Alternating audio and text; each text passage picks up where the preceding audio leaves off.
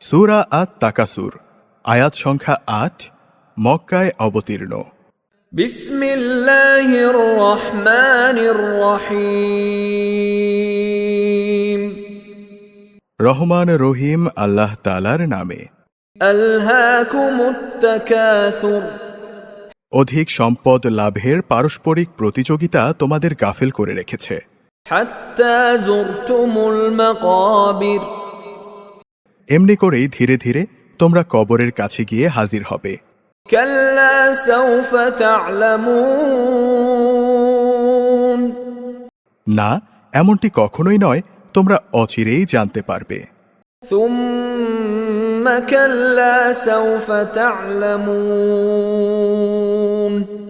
কখনো নয়, তোমরা অতি সত্বরই এই অবহেলার পরিণাম জানতে পারবে। কাল্লা লাউ তা'লামুনা ইলমাল ইয়াকিন। কত ভালো হতো যদি তোমরা সঠিক জ্ঞান কি তা জানতে পারতে।